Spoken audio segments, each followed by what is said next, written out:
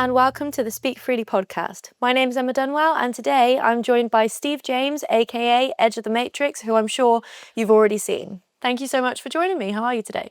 I'm great, Emma, and thanks for having me. That's okay. So, first of all, if we could just go through how you got into doing the billboards and the activism that you do.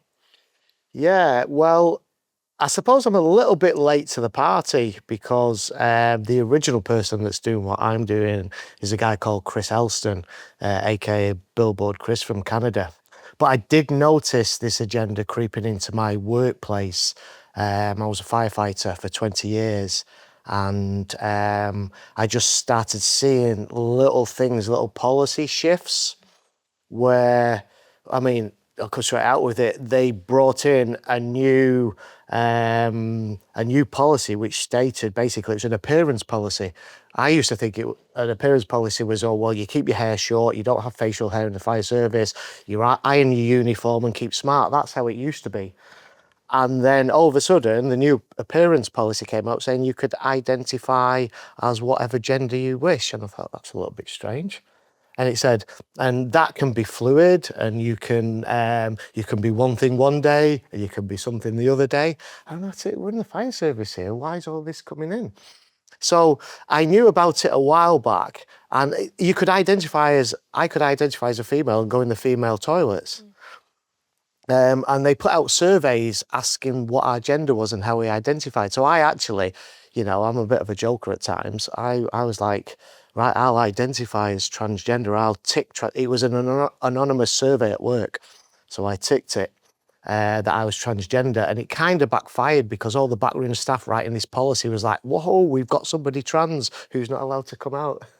Oh my gosh.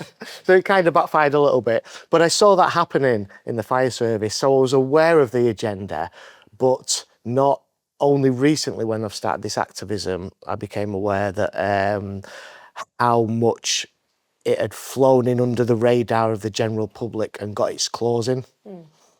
And my wife just put a post up on social media, on a Facebook post, and then she got piled on by one person, but really aggressively. So I mentioned something about it in my wife's defense, and then somebody else piled on. You know how you can be connected on Facebook through friends of friends, and that kind of happened. And I couldn't believe how ferocious the pile-on was from these two people.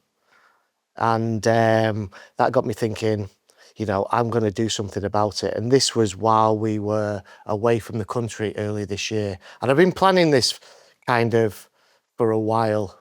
The year before, I'd met Kelly J. Keane at a festival, and I asked her, what can men do? What can real men do to stand up? And she said, find a voice. So all these things kind of came together. And I decided at the beginning of April that I'm going to go out on the streets and copy Chris Elston, Billboard Chris. Yeah. So I actually reached out to him and I said, listen, Chris, you're the original. I'm going to do this. Have you got some advice for me? And he gave me 4 pieces of advice. And it was, know your stuff, remain calm, film everything and let them speak. Yeah. And I followed those principles, and it's kind of been successful. We're gaining traction on social media now. Yeah. So I think that answers the question. I waffled on a little bit there. No, it was brilliant. So just to clarify, when you came to your wife's defence on social media, was that because something had been said about transgenderism in the workplace and people got their back up about it? Is that what that was? I think the post was about weak men identifying as a female to enter female sports. I think it was like that. And then something along the lines of it's weak minds celebrate this. Oh, I think I've seen that. Yeah. I think someone made an image out of it. Yeah, no, I don't think there's anything controversial about it. It's saying if you're a man, you shouldn't be competing against women. Basically. Because you can't compete against other men. And those that are supporting it are weak as well. And I think the pylon was from those people that are supporting it. In fact, I know it was. Yeah. Yeah. So what are some of the most interesting or dangerous, or just some of the most memorable moments that you've had from doing the sandwich boarding? Wow. It's been an adventure. It really has. And I didn't expect the reaction that I've actually received. And people have seen them, they've seen all the videos and have been up and down the country. Memorable ones, if we can go to the first time I was physically attacked, and that was in Bold Street in Liverpool. I was having this, it was a surreal moment. It was like a Monty Python scene. We had a guy that was identifying as a female, you know, but just didn't pass as a female. So it was this Scouser in a wig. He looked like, you know, the podcaster or the YouTuber Billy Moore. You don't know Billy Moore. He's quite a well-known YouTuber. He's a great guy, Billy. I've done some work with him. But this is as macho and as butch as you can get, Billy, a proper man's man. And this person who called himself Julietta looked like Billy Moore in a wig. Oh my God. And he was crazy going on how he was, you know, how he was being possessed by the spirit of a woman. Or of a young girl in his head, how his son is, you know, a multimillionaire who used to write for Doctor Who. And he was his son. His son, How old was this man? If you had to guess. Probably my age, in his early 50s. It was weird, it was crazy. The video... He was identified like a little girl? He said he was possessed by the spirit of a little girl, and That's never right. It was a little bit nuts. But at the same time, there was this this older guy, must have been about 80 years old, in a beard and a hat, who was a religious man, a Christian man, and he was like preaching, you know, Christian doctrine at the same time. That was going on. And then I had a lesbian arguing with me at the same time. And then this other, they'll describe her as a trans rights activist, looked like a butch lesbian, walked up to me and she said, "Excuse me, go f yourself." And I went, "Okay, thank you." And then she walked off. And I continued with this Monty Python scene that was going on. And then once I had finished and it got onto religion, and it was just crazy. It all calmed down, and I was speaking to another guy that was challenging me on my signs, and I saw something flash at the side of me, and I turned round, and this butch lesbian that had told me to go f myself came up. She'd gone off and bought a big tub of hot chili sauce, and she started squirting it all over me. And I was holding my board up, and some of it just missed my eye. It went all over my face, and she was running, screaming at me. And I've got these two cameras, so I've got different angles of this on this video, and she's screaming and she's running at me and she's going, "My friend killed herself because of expletives like you," and she was trying to hit me and push me, and I was circling around and running away from her because I didn't want to start fighting with this woman. And then she'd lost her mind. This is how crazy and indoctrinated they are, that if somebody with a different opinion outside of their echo chamber, you know, has the balls, if you like, to stand out and say what you believe and what you've been indoctrinated with is wrong, they can't handle it. They lose their minds. Yeah. And I was covered with all this stuff. So I thought, right, I'm gonna make a citizen's arrest of her. So I grabbed her by a backpack that she had on and said, "I'm making a citizen's arrest." Now, this guy that I was speaking to, who was challenging me, he saw all this. And this is the thing, because even though what she did was wrong and she was attacking me, because they both agree with the same ideology, he was trying to get her to escape. He's at it. Citizen's arrest isn't a thing, and he's whispering to her. This is all picked up on the camera. He's at it. "You're going to get yourself in trouble, so walk away now while you really can, or you're going to be arrested." And I'm like, she's going nowhere. She's going nowhere. This is a citizen's arrest. I'm not going to hurt you, but you're under arrest. And he's at it. Citizen's arrest isn't a thing. You can't do everything. And I'm shouting, "Somebody call the police." And I'm absolutely drenched in hot chili sauce. And eventually somebody did, a good citizen of Liverpool. She called the police. But while I was holding this girl, she went crazy and smacked me in the face and everything.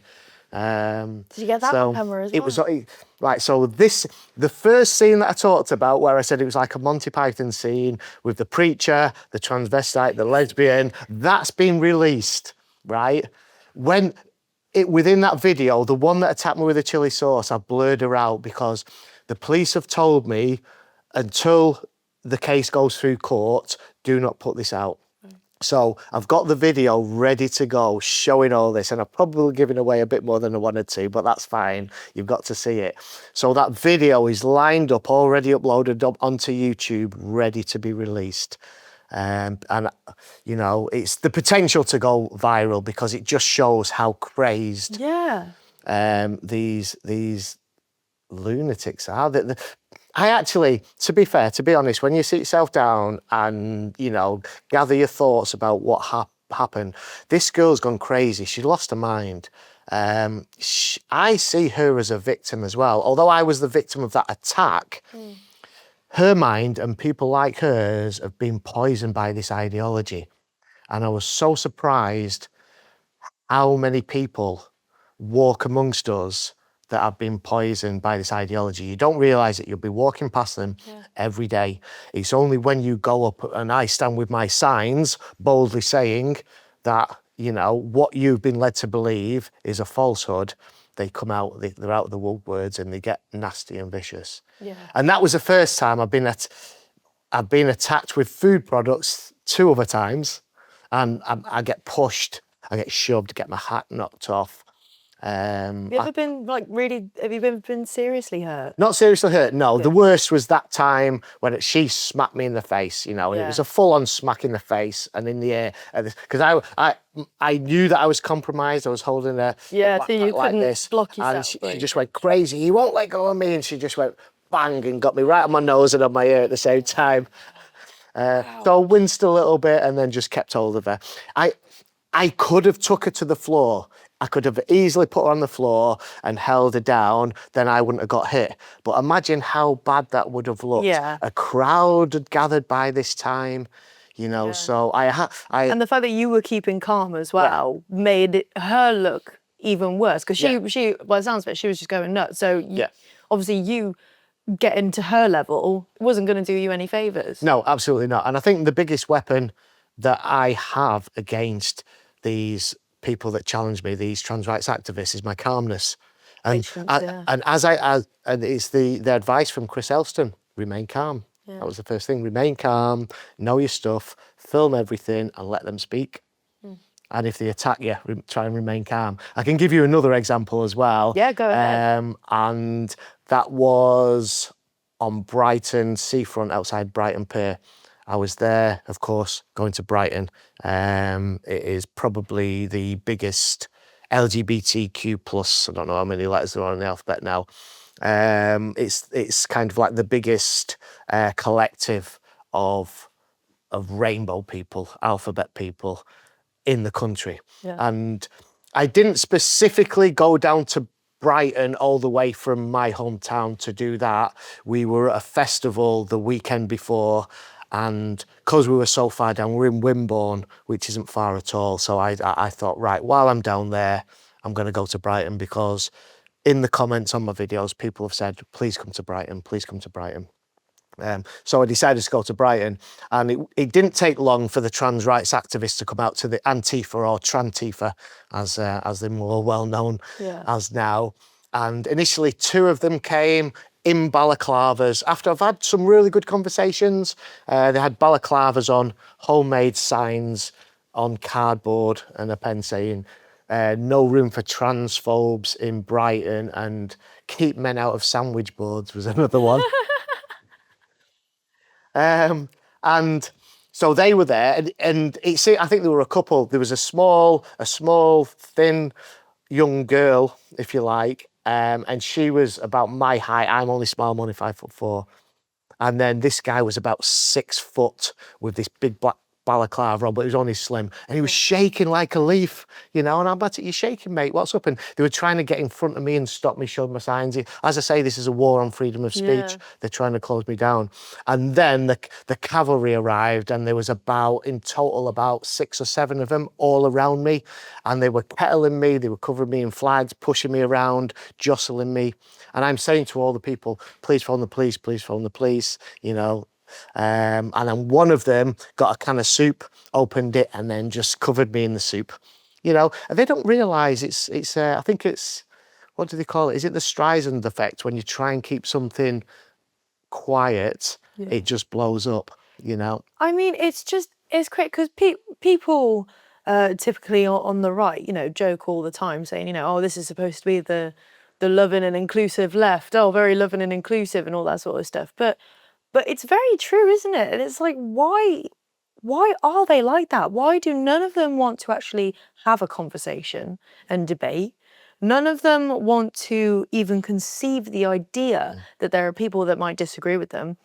And I mean, they even will they'll go so far as to eject and exclude their own people from their community because they have a slightly different view. I mean, you only have to look at like detransitioners to know how they've been treated by the LGBT community.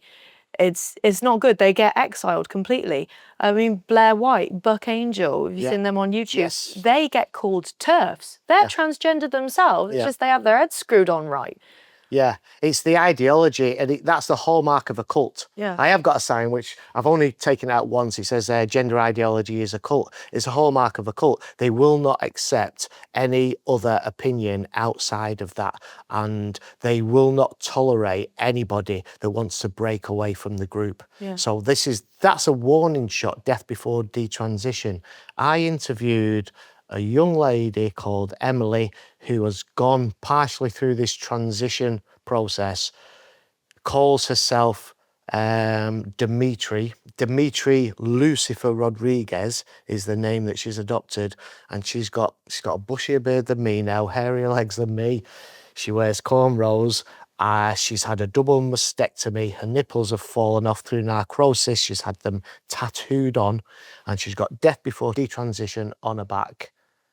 And I interviewed her, and I said, you know, I do use sex-based pronouns, even though you identify now as a man. I can't, you know, I don't accept that you're a man because you are biologically a female. So, but we got on well, and she agreed with a lot of what I do. Say keep it away from the kids. So she's saying some of the right things. And I find that some of them that want to contact me, they say some of the right things. Yeah.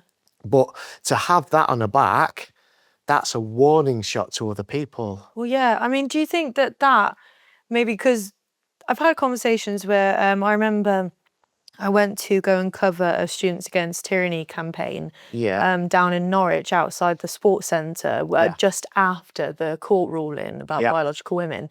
And so the sports centre had still been allowing trans people in the women's bathroom. So there was a big demo about that, and obviously there was Antifa there. Yeah. And the police, they were in like the field, and then there was a gate coming out to the road, and then we were all here. So the police had made us all been separated by this gate. And I was filming the crowd, and there was this girl in like a high-vis thing on the Antifa side, and she had, I think, pigtails and like these colourful scrunchies everywhere. So she like kind of stuck out to me, and she was screaming something at me, and at first I couldn't make out what it was, and she was asking me why I was here, and I said, well, I'm just here to film. And then she was saying, you know, F off, you're not wanted here, you Nazi, and all those things. And I was like, well, that's not.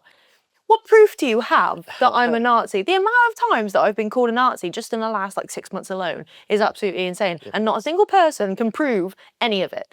But then after, I went back in the field after everyone had calmed down to see if I could actually have a proper conversation with anyone. Yeah. And this girl came up, because instantly the group started going like, oh, what you doing here? F off, what, you want a video for your one subscriber and all that very mature stuff.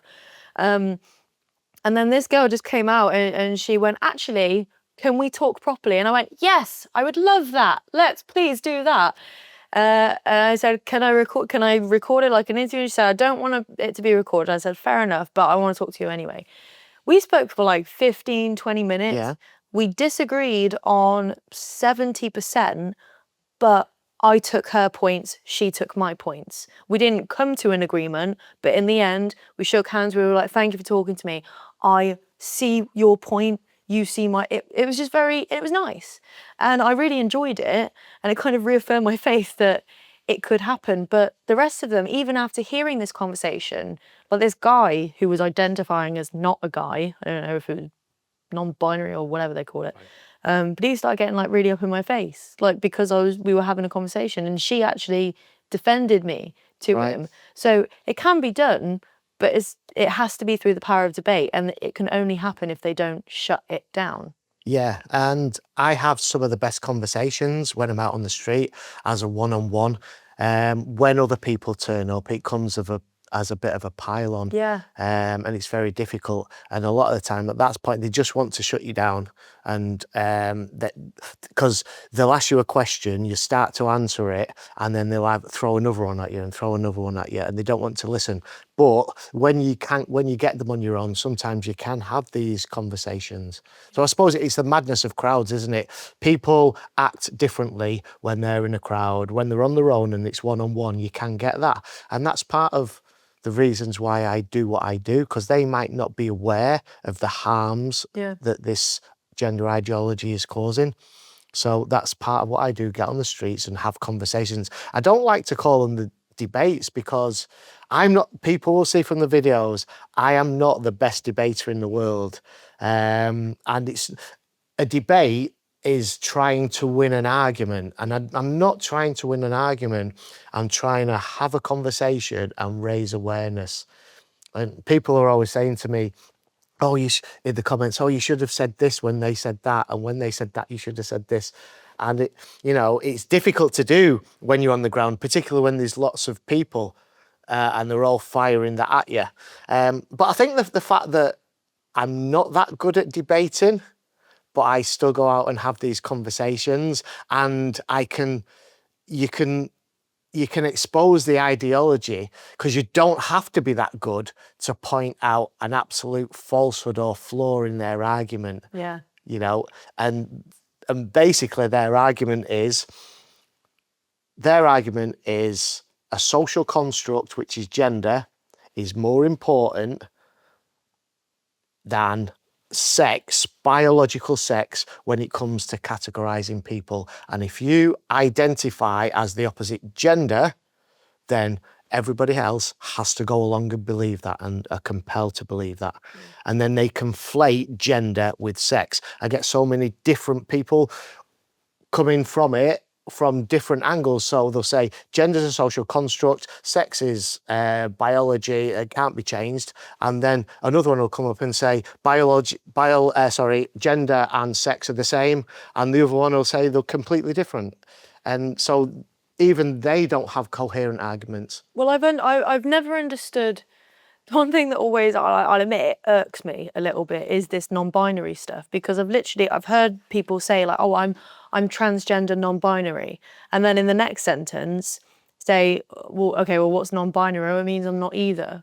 Okay, so how can you be non-binary if you're neither, and also trans? What are you transitioning from or to if you're neither or somehow both? I don't understand it. Non-binary is just me. Look at me. I'm different. The people that maybe haven't got any outstanding qualities to their personality, and they'll get overlooked, but all of a sudden, if they identify as non-binary, everybody go, oh, tell me about you. Well, it has to so be, they want to know about them. I think it's this victim mentality. And you know what? I think largely social media is to blame. I mean, even when I remember when I was in high school, the thing at the time was like there was girls everywhere pretending that they were self-harming to get attention. Yeah. I mean, even my friend did it, and I remember like asking her, I was like, okay, well, why can't I see anything? She was like, oh, I did it with a needle, so it didn't scar. I was like, come on, like that's a bit. And all through high school, like that's what the girls were doing. Now It's what you identify as. It's what minority are you? What vulnerable group are you? And if you're not one of those people, then you're immediately demonized because you're seen to have this automatic privilege. Like if I haven't got a million piercings, identifying as the opposite sex, or at least a lesbian or an ethnic minority, I'm seen as privileged. Yes. I can assure everyone I'm not. And this is, do you think it comes it's from this absolutely victim that, and mentality? it comes from postmodernist theory and critical theory. I think critical theory is about this hierarchy, isn't it? And society's ordered by hierarchical groups with privilege. So, I would be at the top, according to the theory, I would be at the top of this group because I'm a straight white male. Yeah. Okay. Straight white female. Okay. You're around the top of that hierarchical group. Okay, so if you can automatically identify as a marginalized group, i.e. trans, then okay, people are gonna, pity you and give you attention. And that's what it's all about. And I don't understand it because, I mean, it's like when was the last time in recent decades where straight white men have had the upper hand? I mean, if anything, the last couple of decades has shown us where kind of radical feminism has got us. I remember one time I was interviewing someone and he said that it was actually outside the Norwich demonstration at the Sports Centre, and he actually said that the trans movement is the most misogynistic movement out there. What do you think? It's all about male privilege. When they say trans rights are human rights, I say I stood in front of the trans rights activist march in Manchester City Centre, and they're on the megaphones and they're saying trans rights are human rights, and I'm shouting back to them. I says, what rights do I have that you don't have? Yeah. There's none. What they want, and it's all about the trans identifying males. So in their terminology, that's a trans woman. It's all about their privilege to enter female spaces. Yeah. That's what it's all about.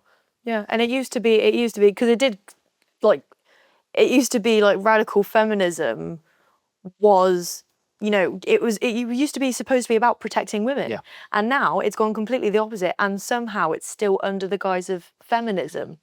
So there's different waves of feminism. So there's the first wave feminism. I've learned this recently, speaking to the TERFs, the trans exclusionary radical feminists. Well, let's pick your brain. Yeah. So they're the second wave feminists. So the first wave feminists are Emily Pankhursts, that were fighting for women's rights. The second wave of feminists are now what they're calling your TERFs. The third wave are liberal feminists, right? And they're the ones that include all women, including those with penises. Oh my God. Right. So I went to Manchester. I saw online, somebody said there's a women's rights march on in Manchester. And I thought, right, I'm going to turn up with my boards and I'll gain some allies and I'll show them, we'll be able to chat and I'll show them what, what I've been up to and listen to some of their stories. I'll be able to use those as examples when I'm out on the streets. Turned out that they were these liberal third wave feminists, and I would say about a third of that march was made up of men in dresses. So they were there, marched through Manchester. So I had my sign on and it said, keep men out of women's sports. I'm walking at the front of a women's rights march with my board which said, keep men out of women's sports. And there were women that were trying to get in front of me and push me out of the way. They were covering me in flags. Wow. Right? And there were also men in dresses that were pushing me, standing on my heels, trying to trip me up. Men in dresses, right? This was, and these women, these liberal feminists that were supposedly standing up for women's rights, were supporting these men. They marched through Manchester and they then had speeches at the end of the march. There was a man, male pattern baldness, right? In a dress, a red dress, his hair was long, but it was bald on the top, speaking about women's rights. Oh my God.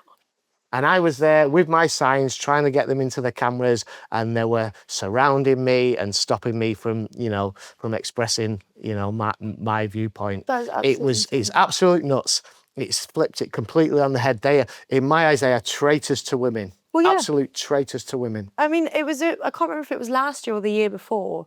Dylan Mulvaney won Woman of the Year award, I believe. Yes. And that's insane. Only in 2025 do women's rights also include men. Yeah, well, if we go back to 2015, 2016, Bruce Jenner, do you know about Bruce Jenner? Then became Caitlyn Jenner. Yes, so yeah. Bruce Jenner, in 1976, he won the gold medal in the decathlon for the United States. So the decathlon, that's 10 different disciplines. You've got to be, you know, the epitome of a macho man, Captain America style, to win that. And he won it. Now, as the story goes, he liked to dress in women's clothes. And while his family was out, he went into his daughter's bed, not his bedroom with where his wife's clothes are. He went into his daughter's bedroom and started to put her clothes on. Now, the story is that he put his daughter's knickers on and was prancing around in those. And however, his daughter left the webcam running and it was being broadcast live over the internet. Oh my gosh. Yeah. I didn't know that. I mean, I knew that Bruce Jenner had become Caitlyn Jenner. Yeah. I even know that I think there was a story where it came to this whole men and women's sports issue, and he came out and said, like, no, that's ridiculous. Like, if I was to get in the ring with her, I'd absolutely thrash her. It's not fair coming from a trans woman. So I thought, like, oh, props to you for that, but I didn't know that. Yeah. So there you go. He's saying some of the right things. Yeah. But what he's still doing, there's a condition called autogynephilia. Is that the attraction to yourself? Imagine the attraction to yourself as a female. Right. So, and that's men being attracted to themselves as females. And then there's another one, a fetishistic transvestite. And I think they're more attracted to the clothes. So I'm not quite sure, you know, if the lines are blurred here, but certainly Bruce Jenner liked to dress up in female clothes and he was caught in his daughter's bedroom, and the story I heard was in his daughter's knickers. So what you're going to do as a man when you've been caught like that and it's gone out to the whole world? Oh, well, you've got to play the victim, haven't you? You know, and, you know, I'm transgender. Fair play to him, he got himself a set of tits. But the thing is, here's the thing, he hasn't gone the whole hog. See, he's not had his tackle taken off down below. I don't know how much I can say on camera or not. I know you can bleep things out and that. He's not had his tackle. That's probably a generational thing for me. Right, so he's not had, the technical term is a vaginoplasty, where they remove the testicles, they remove the penis, they invert it, turn it inside out and create a neo-vagina. Now, the only reason why I know how they do that is from Lily Tino at Disneyland. Yeah. You know, when I know of him. He had the corn dog and why is that allowed? Do you think that Lily Tino is just rage baiting? Do you think it's I think so. I don't know that much about him, really. I've seen him prancing about. He doesn't pass as a woman, does he? You can obviously tell it's a bloke. And I think he's probably there making money on social media. Yeah. Well, there was Josh Seiter. I'm not sure how to pronounce it. But you probably, if I showed you a picture of him after this, you'd probably recognise him. But he had his short hair, tattoos, buff guy. And he would put lipstick, bit of makeup on, a dress on, and he would go like, oh, I was just misgendered and everything like that. Yeah. He had the whole internet fooled. He had everyone fooled. He got into bathrooms. He got into changing rooms. He did all this stuff. And then about 6 months later, I think he went on one of the shows, I can't remember if it was Jimmy Fallon or Jerry Springer, or one of the shows he went on. And they said, like, listen, is it a joke? And then all of a sudden he starts taking all the stuff off and wiping his makeup off, and he goes like, yeah, the whole thing was a joke. I wanted you guys to see how mental you are and how easy it is for a man to get into women's spaces. So he was like, you guys are lucky that I'm not a crazy weirdo and that I'm just doing this to prove a point, because this is how easy it is for a man to get into women's spaces. Yeah. He had everyone fooled. Defiance Records, bringing you the best music from the movement. Ramisa's Never Give Up and Mad Mix's You're So Right are now available as a AA side on Defiance. Plus, now out is the fantastic Ballad of a Toolmaker's Son from Trevor John, all available from Defiance Records, the Freedom label. He did what he was told to do back then, and that's how he got the number 10. Yeah, we can go into the sinister side to that and how legislation's allowed that to happen if you wish. in Yeah, this country. I'd love to know, because obviously, I mean, as you said, your some of your advice from Billboard Chris is to know your stuff. Yeah, know so your I'd stuff. love to It's been a pick your massive brain. It's been a massive learning curve. Now, whether or not the legislation that has been passed was done with good intentions, I don't know. But it's been passed all across the Western world. Maybe the politicians that voted this through were thinking, they're useful idiots, basically. Yeah. They're useful idiots because this legislation is being passed from higher powers. We can get onto that a bit later if you want. And these people are passing it through, thinking they're being nice and being kind. And then that's what's got us to the situation we're at now. So the 2004 Gender Recognition Act, what that allowed is for you got to understand the wording. The Gender Recognition Act allowed people to legally change the sex on their official documentation. So there's the conflation between gender, which we're told is a social construct, and sex, which is rooted in biology. So we didn't get self-ID in this country, which thank God for that. But in Ireland and other countries, I think Canada's another one, you can just self-ID as the opposite gender and then get that recognised. In this country, there's a certain procedure that you have to go through to be able to do this, but they've loosened the legislation as well to make it easier. But basically then, as a man, you can identify as a woman, you can be seen by 2 different doctors that tick the board, they tick the box, you pay a certain fee, and then all of a sudden you can change your birth certificate to read female if you're a man. Okay, and then that leads on to being able to change your driving license and things like that. So they've created a legal fiction of you legally being a woman. So me, if I did that, I'm a biological male who is classed under law as a female. Technically, I don't know if this might be getting a bit too conspiratorial, but could that technically be classed as essentially like a legally given alias almost? Because I mean, especially when I've seen some videos of like these transgender people when they're going out without all the get up on, and they do look like completely different people. Yeah. Now, what if, because obviously, especially in the US, there's been an issue with school shootings, and a lot of them are found to be transgender. Yeah. So what are the risks of someone committing a crime, dressed however, and then essentially when they can self-ID themselves as a almost legal disguise? Is that a problem, do you think? Well, I do know of a case. I'm not going to name any names, but there are cases, or there's a specific case that I know of where a man has committed a sexual offence against a minor. That man has then gone on to get a gender recognition certificate, changed his name to a female, and now lives as a female. And he's trying to it's a way of disguising your past. So that does happen. I know of a specific case, but I'm not going to mention anything for litigation reasons. Of course.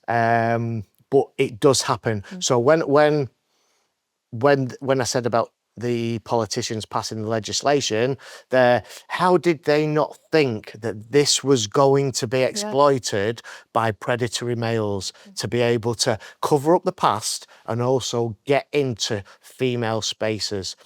But there's another piece of legislation called the Equality Act 2010, which gives certain protected characteristics, based on sex, religion, things like that. Now, let me get the wording correct. Gender reassignment became a protected characteristic under the Equality Act 2010. So this is what the Supreme Court ruling was about. That just happened in April. The women, the 4 Women Scotland group, I think, took the Scottish government to court.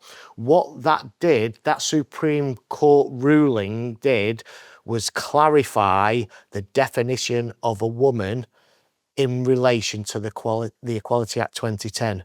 So you have two pieces of legislation which were at odds with each other. You had the Gender Recognition Act 2004, which enabled a man to legally become a woman. So then that man would say, right, well, I can go into these women's spaces because I'm now a woman, and that's a protected characteristic under the Equality Act 2010. Yeah. So what the Supreme Court ruling did was clarify the definition of a woman, and that was a biological female. The fact that we even needed the Supreme Court to come out and be like, yeah, by the way, no, men can't be women, is absolutely insane. It's crazy, isn't it? That we're there. Yeah, so that legislation, the Equality Act is saying that the Gender Recognition Act is a load of nonsense. You know, it's crazy that we've got that there. Yeah, a young child can tell you what a man or a woman is. 5-year-old, it doesn't take a Supreme Court to do that. Yeah, no. And so is it these kinds of issues within legislation and conflating directly with each other that allowed things like the Tavistock Clinic to slip through for a good while? So the Tavistock and Portman Clinic, it has other services there. There was the Gender Identity GIDS, it was Gender Identity Development Service, I think. I think it was Disorder Service, and then they changed the name of it because disorder thinks about mental health.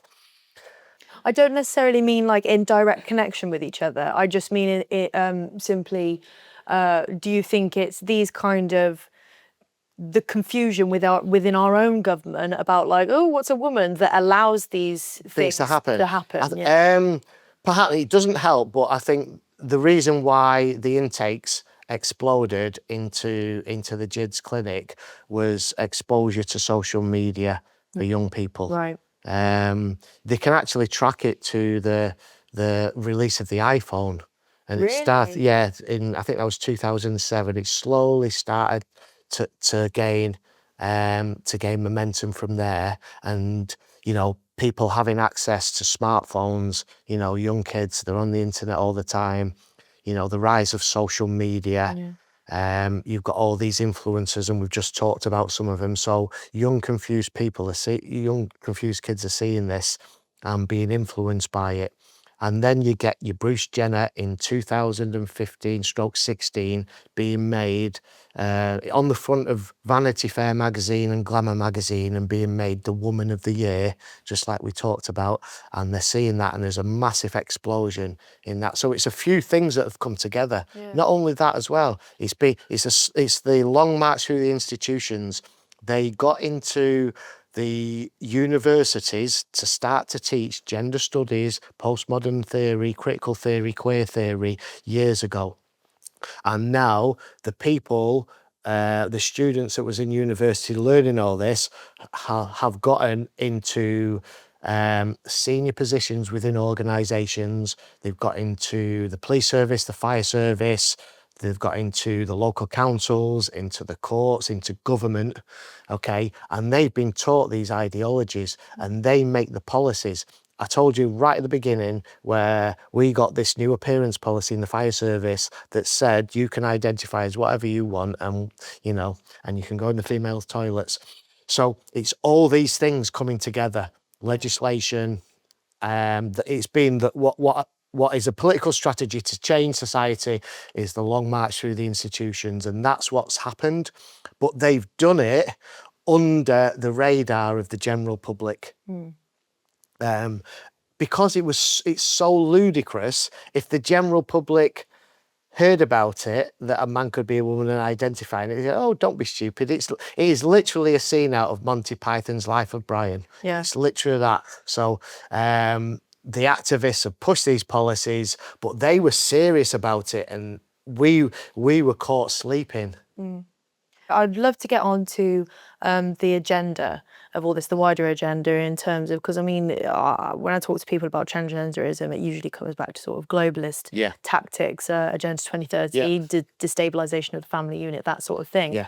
But first, can we just briefly go into the history about it? For instance, is there anything that you could tell us about John Money, who's widely considered the father of transgenderism? Yeah, so John Money was a psychologist, sexologist, born in New Zealand, went to study at Harvard. He was a professor at Johns Hopkins University in Baltimore, and he had an idea and he had a theory, and it was all about gender identity.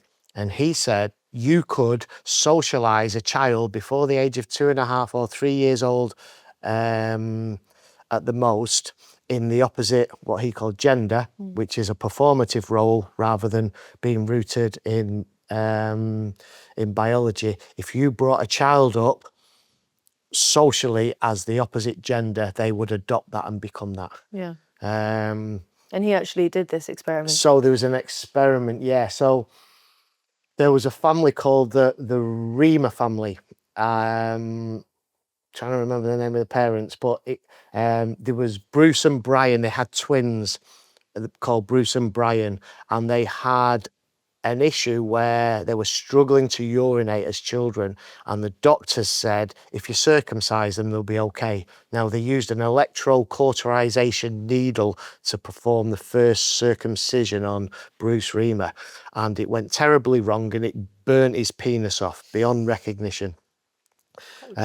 So they obviously didn't go on and do it to the other sibling, Brian. Now the parents were desperate. They were a working class, blue collar family from Winnipeg in Canada. And one day they didn't know what to do. They were desperate. They had a young baby boy that survived but had his penis burnt off.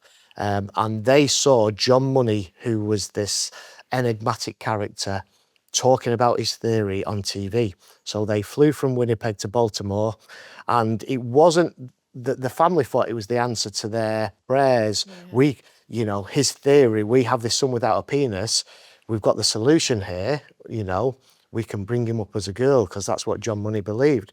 It was the answer to the prayers of John Money, because he had the perfect case study to prove his theory, because he also had a control group, which was the brother. Right. So they socialised.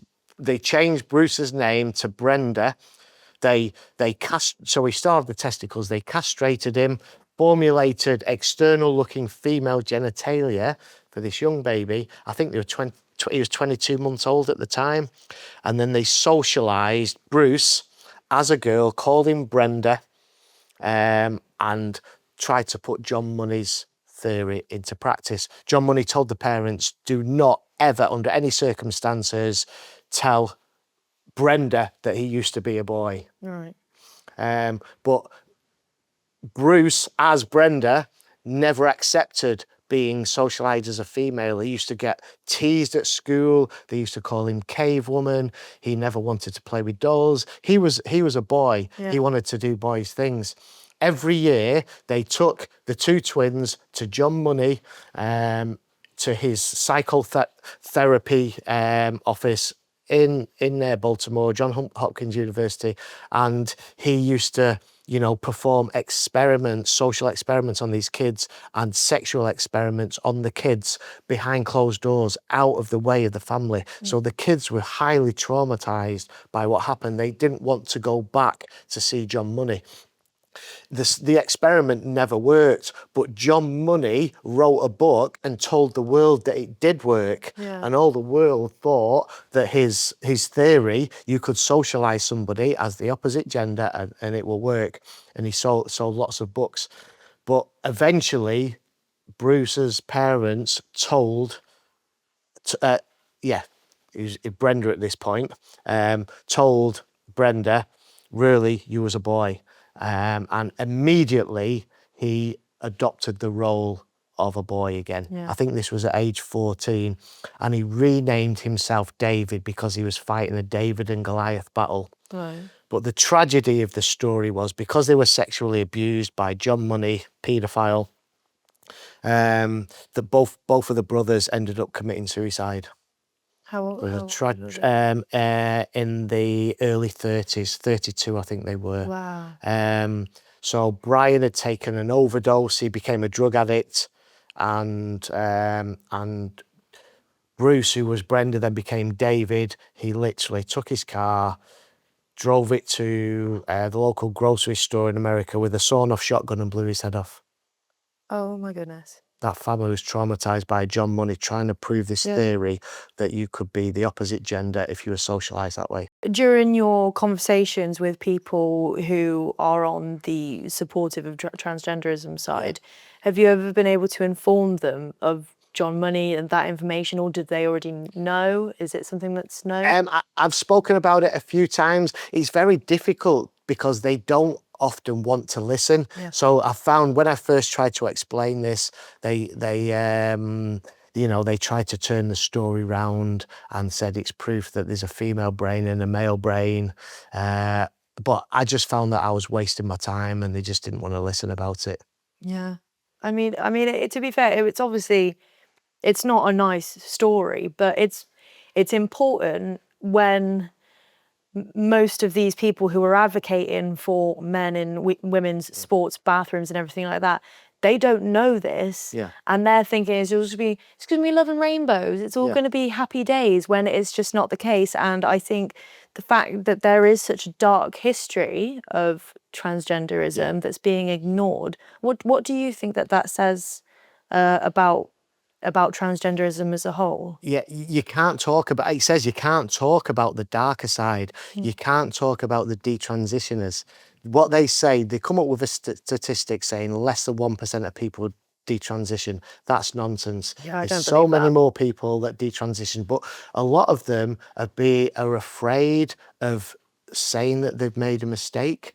I interviewed a young man called Eli just a few months ago. He approached me in Manchester and said, "I'm a detransitioner. Thank you for what you do." I said, "Do you want to tell me your story?" And he came and told me his story. And he didn't go down the medical route, fortunately, but he did start to take the hormone blockers and the opposite sex hormones, and that has permanently altered his body. And he said it was so difficult to say that I've made a mistake because everybody that love bombed me into it turned against me. And it, as well, he has to go to his family and tell them, and they've adopted his delusion that he's in the wrong body. And at the time of doing the interview, which was just a few weeks ago, he still hadn't told his parents. He was too embarrassed to tell his parents. Oh, but that must be horrible. I can't imagine how lonely and isolated that must feel. It's really, really awful. I mean, I spoke to one of the first protests that I covered was Let Women Speak, Kelly J. Keane, and it was down in Oldham in Manchester. And it was not long after, the grooming gang scandal had just hit the news everywhere. And I met a detransitioner there called Elias, and I think he was still presenting at female in terms that he had long hair in his clothes. No makeup, but just clothes and hair. And looking back, the story that you told me, it may have been due to through fear of the rejection. I'm not sure, but that's horrible. That must be really, really lonely. It's all the hallmarks of a cult, Like you said, back outside of it. Yeah, it's exactly like you said. There was a shooting in a church, wasn't there? The Annunciation Church, a Catholic church, was shot up by somebody that used to identify as transgender. Oh. I know, it's crazy. And in some of his writings, it said that I'm sick now of being trans. I'm sick of it. Wow. I mean, what do you think the assassination of Charlie Kirk says about the threat to free speech in general between the right and left? As I say, I go out on the streets and say, this is a war on the truth. It's a war on reality, and it's a war on freedom of speech. There can be no greater example of it being a war on freedom of speech as somebody being shot for speaking. Yeah. And obviously we said we would go into this a little bit earlier, but let's get to... Where's it coming from? Where is it coming from and where is it going? Now, let's just jump straight down the rabbit hole. Let's not jump around the subject. Globalist agenda, destabilising the family, genderless societies, and desecration of God. What do you think? Right. Get to the nitty-gritty. It is. There is a globalist agenda that, in my eyes, down the rabbit hole conspiracy, tinfoil hat Steve, there's a globalist agenda to depopulate the planet and to control us. That's what I believe. And this is just one element of that. The more people that identify as being trans, that want to get the bits cut off, take hormones. Take hormones. Okay, they're not going to reproduce. Okay, so that's one aspect of it. There is another aspect of it, the military-industrial complex. Sorry, not the military-industrial complex.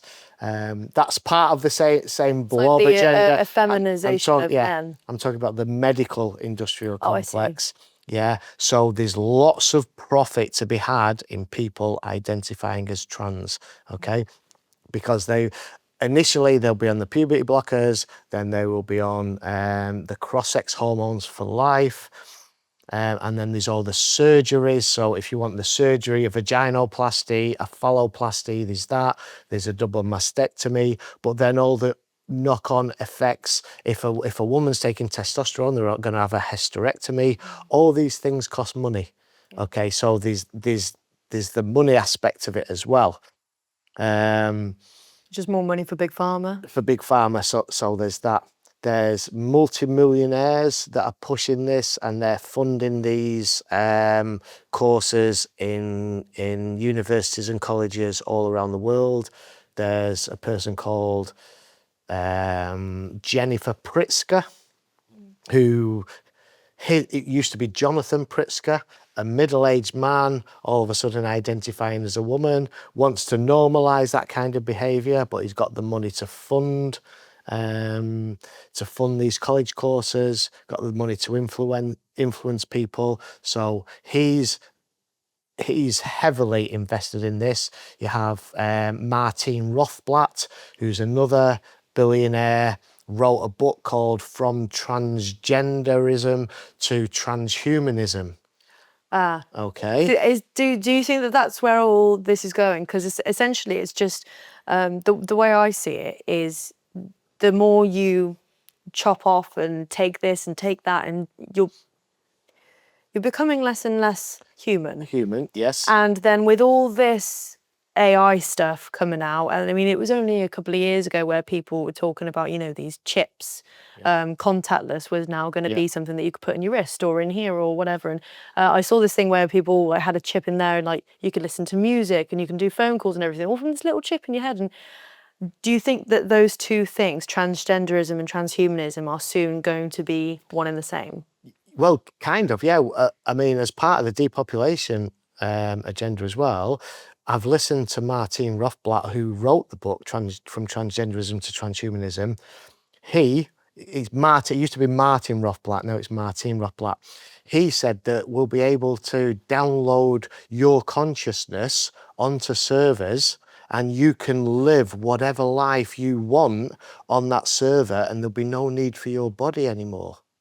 It's chilling. It's out there on YouTube. Yeah, that makes me feel funny. You can be an avatar of yourself, so that there's no need for your body.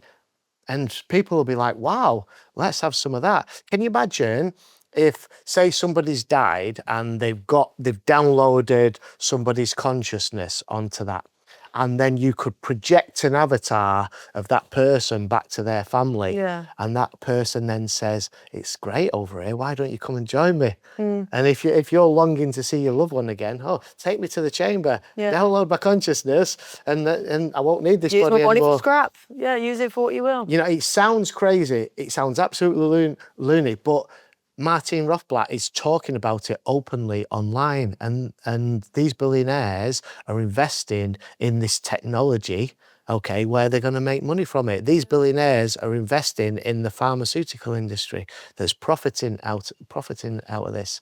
Yeah. So, I mean, we've covered what they're doing. We've covered why they're doing it, or at least why we think that they're doing it, what the evidence points to. What can we do to keep combating it? Well, when I said that to Kelly J. Keane, she said to me, you've got to find your voice. So I found my voice. Yeah. But I understand how difficult it is for people because of cancel culture. Now, I'm in quite a fortunate position.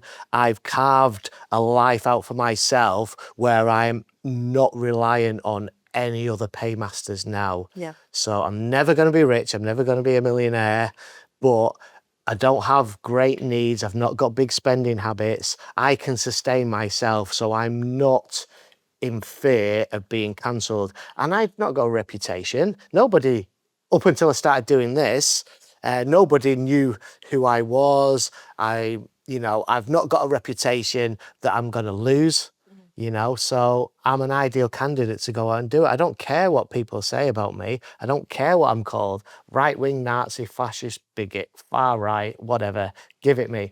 The more they use those terms, the weaker they become. Yeah. I've gone from being, I suppose, a union member in the fire service, which is traditionally associated with being on the left, to this far right-wing Nazi fascist bigot. Yeah, and it's crazy because they'll call people like us the fascists, which essentially means that we want total control. And then you find out that most of these groups are actually run and paid for by the unions. So, they really need to look in the mirror when they're hurling these things at you. Yeah, absolutely. They are everything that they accuse you of being. But to fully answer your question, I'd say find your voice if you can. Speak about it within your friends groups. Don't be silent. But I do understand that people's employment is at risk. I'm speaking to somebody at the moment who interviewed me. Or I don't want to say too much about this, but who interviewed me while I was out on the streets, and somebody has complained to that person's employer that they're transphobic, and this person's in fear of their employment now because of that. So I understand that people might not be able to say, I'm shouting it from the rooftops. And if you're in a position where you can't be cancelled, grab a billboard like me and get out on the streets. Yeah. Recently, one of the things that swept across the internet was Graham Linehan, writer of IT Crowd and so many other amazing shows. I picked out IT Crowd because I've been watching it recently. I love it. Father Ted, if you're from an older generation. That's it, Father Ted as well. Yeah, that's one of my mom's favourites. So he was arrested for these transphobic, supposedly, tweets. Yeah. I saw the tweets.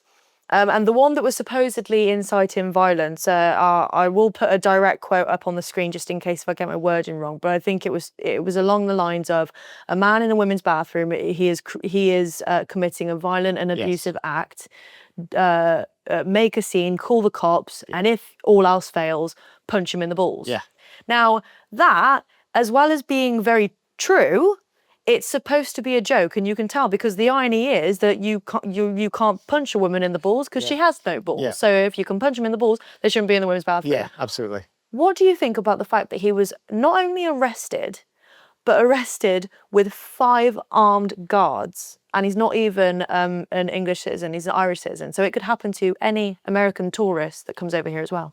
Yeah, it's a kind of a warning shot to try and silence people, isn't it? Yeah. On one hand, Keir Starmer's saying that we do have free speech in this country, and then the next thing, Graham Linehan's been arrested. Apparently there's 30 people arrested every week for tweets in the UK. So, it shows you that they're trying to put high profile cases like this in the public eye to stop people speaking. Yeah. I think all the police that go around the airports in Heathrow Airport, I think they're all armed police, so they're always going to be armed. I didn't think they didn't just put armed police there. I do Brazilian Jiu-Jitsu, and there's a lot of police officers that do that with me, so I questioned them about this, and I said, why did this happen? The same question that you asked me, and he said, no senior officer can tell a junior officer to go and arrest somebody. He said, but what it happens is it would have been flagged up that he's a wanted person. So somebody's complained, and they come into work and they'll say, right, this plane's landing, this person's got to be, he's on the wanted list, go and arrest him. A lot of the police are like automatons. They don't even look as to why. They just go, okay. And they may not have even known, But somebody somewhere has made that decision, someone in higher authority has made that decision to go and arrest that person. Yeah. Remember when I said the long march through the institutions? Yeah. Okay, these people that have been through university with all these ideas, they are now in senior positions in our institutions. And I believe that's probably what's happened there. That's terrifying. The fact that most of the officers that would have been, the armed officers that were there arresting him may not have even known what they were arresting him for, simply because of just horrendous communication. Yeah, that could have been it, yeah. But really what he needed was a senior police officer in a managerial position to look at the complaint, okay, what are these tweets they're complaining about? And then say, oh, well, that's not nonsense. Who's making the complaint?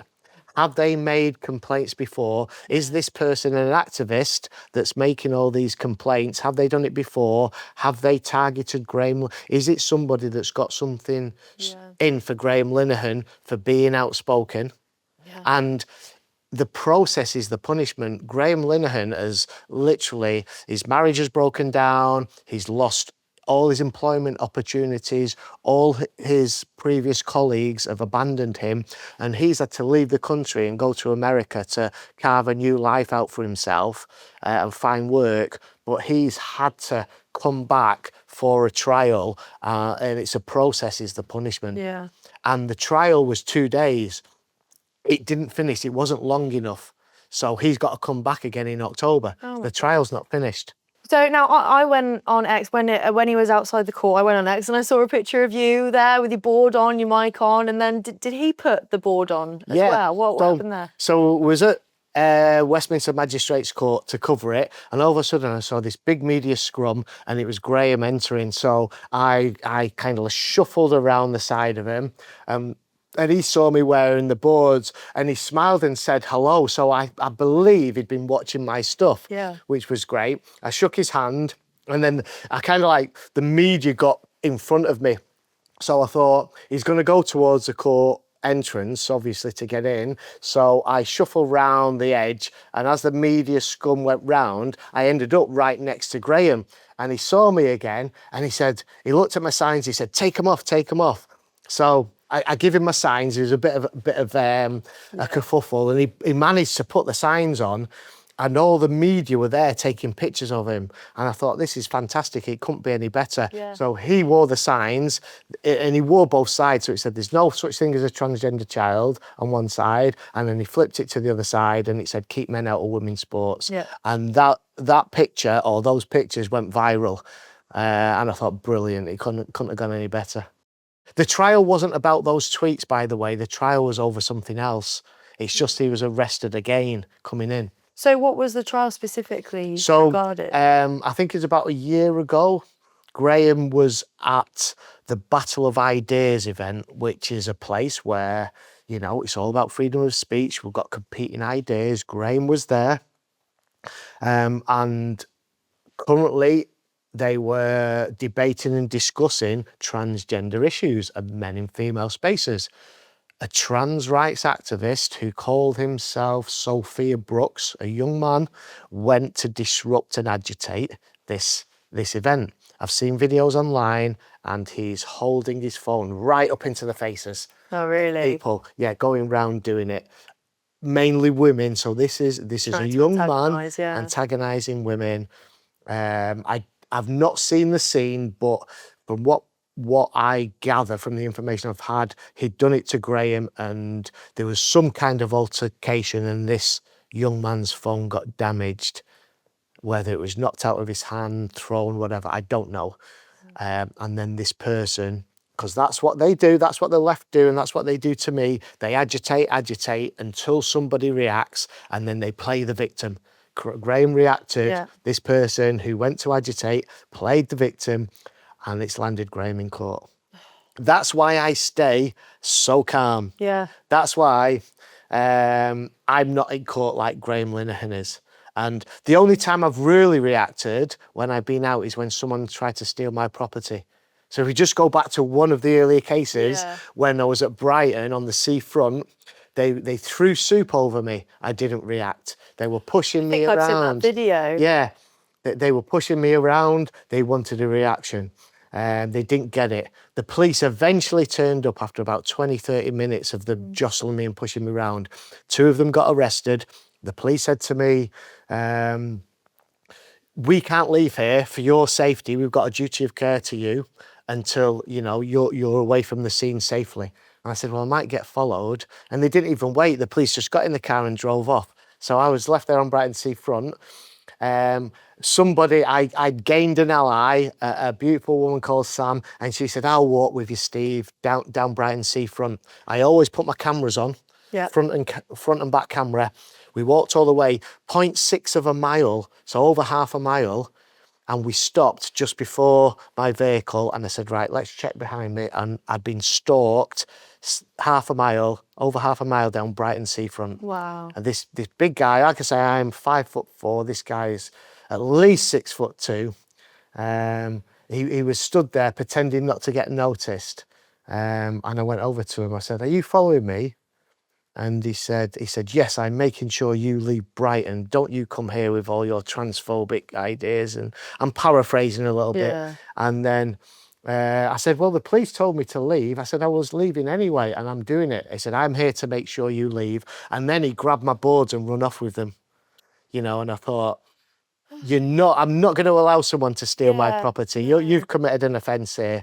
So I chased after him, tried everything I could to get the boards off him. He said, these are mine now. And I told him, it's not a good idea. And he's running off, so I kind of tackled him to the ground. And all of a sudden, he plays the victim. Of course. Absolutely, you know. So he's this guy trying to push me around, stalks me, tries to steal my property. When he realises he's fucked up and found out, he plays the victim. He's on the floor saying, why are you doing this? Why are you doing this? You know. So, and that's why are you stealing? Yeah, that's the only time I've had to get physical. Yeah. But, you know, I did that to prevent him stealing my property. Yeah. So there you go. Wow. Well, thank you so much for coming on. Could you just please tell everyone where they can find you and what you've been doing recently? Yes, so you can find me on 3 different social medias. So predominantly, I'm on YouTube as Edge of the Matrix. I'm on X as Edge of the Matrix or at Judge148. And I'm also on TikTok as Edge of the Matrix. So you can find me on all those 3. I'm going up and down the country doing this. I was in Camden just yesterday, so those videos are to come. I'm actually going to the we've not covered this, I'll quickly say this. I'm going to the Gen Spec conference in Albuquerque, New Mexico in a couple of weeks' time, hopefully to speak to the academics and the psychotherapists that are looking at a non-medicalised approach for dealing with gender dysphoria amongst young people and young teens. And I'm going to be speaking hopefully to lots of detransitioners there as well, so you'll get to see all their stories if you watch the socials. And Graham is one of the speakers at the Gen Spec conference, which I'm going in Albuquerque in New Mexico. So I'm going to get, and he spoke to me afterwards at the pub and he said, we'll do an interview. So that's an interview that's going to come up on my socials. Wow, that'll be really interesting. I'll definitely be watching. Well, thank you so much for coming on and giving me your time. Thank you. Thank you. Cheers.